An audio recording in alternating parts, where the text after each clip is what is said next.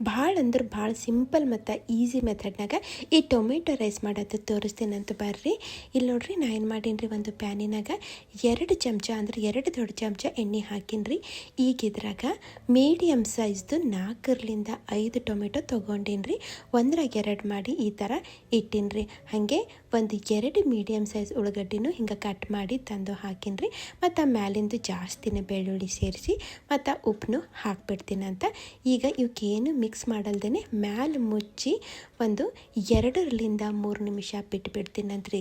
3 ನಿಮಿಷ ಆದಮೇಲೆ ಇವಕ್ಕೆ ಸ್ವಲ್ಪ ಹಿಂಗೆ ಮಿಕ್ಸ್ ಮಾಡ್ಕೋತೀನಂತ. ಮತ್ತು ಇವಕ್ಕೂ ಸ್ವಲ್ಪ ಅದ್ರ ಜಾಗದಾಗಿಂದು ಹಿಂಗೆ ಸರಿಸ್ತೀನಂತ್ರಿ.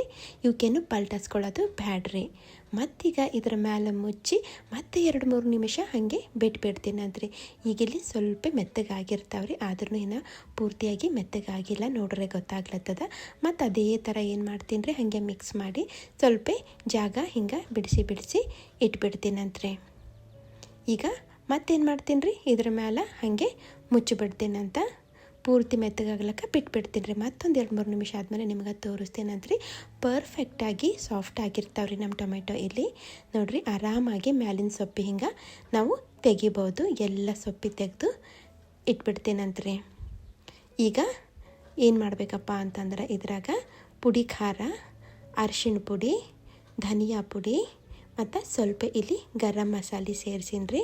ಒಂದು ಸರ್ತಿ ಹಿಂಗೆ ಮಿಕ್ಸ್ ಮಾಡಿಕೊಂಡು ನಾನು ಏನು ಮಾಡ್ತೀನಿ ರೀ, ಒಂದು ಮ್ಯಾಶರ್ ತೊಗೊಂಡು ಇದಕ್ಕೆ ಪೂರ್ತಿ ಮೆತ್ತಗೆ ಮಾಡ್ಕೋತೀನಂತ. ಬೇಕಾದ್ರೆ ನೀವು ಸೈಡಿಗೆ ತೊಗೊಂಡು ಗ್ರೈಂಡ್ ಮಾಡ್ಕೊಂಡು ತಂದು ಹಾಕ್ಬೋದು. ಆದರೆ ಇದು ಭಾಳ ಈಸಿ ಮೆಥಡ್ ಅದ. ಇದರೊಳಗೆ ಹಿಂಗೆ ಮೆತ್ತಗೆ ಮಾಡ್ಕೋತೀನಂತ. ಈಗ ನೋಡ್ರಿ ಒಂದು ಸರ್ತಿ ಮಿಕ್ಸ್ ಮಾಡ್ಕೋತೀನಿ. ಈಗ ಇದ್ರಾಗ ನಾವು ಮಾಡಿಟ್ಟಿದ್ದು ಉದುರು ಅನ್ನ ತಂದು ಸೇರಿಸ್ಬೇಕ್ರಿ. ಅಕ್ಕಿ ಯಾವಾರ ಇರಲಿ ಒಟ್ನಾಗ ಅನ್ನ ಉದುರು ಇರಬೇಕಾಗ್ತದೆ. ಈಗ ಅನ್ನ ಎಲ್ಲ ಹಾಕ್ಬಿಡ್ತೀನಂತ. ಅನ್ನದಾಗೂ ಉಪ್ಪು ಅದ ರೀ. ಹಾಗೆ ನಾವು ಟೊಮೆಟೊ ಮೆತ್ತಗಾಗ್ಲಕ್ಕ ಉಪ್ಪು ಹಾಕಿದ್ದೇವ್ರಿ, ಹೀಗಾಗಿ ಉಪ್ಪೇನು ಹಾಕೋದು ಬೇಡ.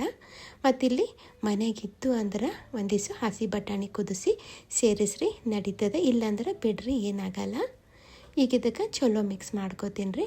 ಮ್ಯಾಲಿಂದು 1 ಚಮಚ ತುಪ್ಪ ಮತ್ತು ಒಂದಿಟ್ಟು ಕೊತ್ತಂಬರಿ ಹಾಕ್ಬಿಡ್ತೀನಂತ್ರಿ. ಆಯ್ತು ರೀ. ಈಗ ಇದಕ್ಕೆ ಒಂದು ಫೈನಲ್ ಮಿಕ್ಸು ಕೊಟ್ಬಿಡಮಂತ್ರಿ. ಭಾಳ ಅಂದ್ರೆ ಭಾಳ ಸರಳಾಗಿ ಮಾಡ್ಕೋಬೋದು ರೀ. ಹಾಗಾದ್ರೆ ನೋಡಿರಲ್ರಿ, ನೀವು ಟ್ರೈ ಮಾಡಿರಿ ಮತ್ತು ಹೆಂಗೆ ಅನ್ನಿಸ್ತಂತ ನಂಗೆ ಕಮೆಂಟ್ ಮಾಡಿ ಹೇಳ್ರಿ.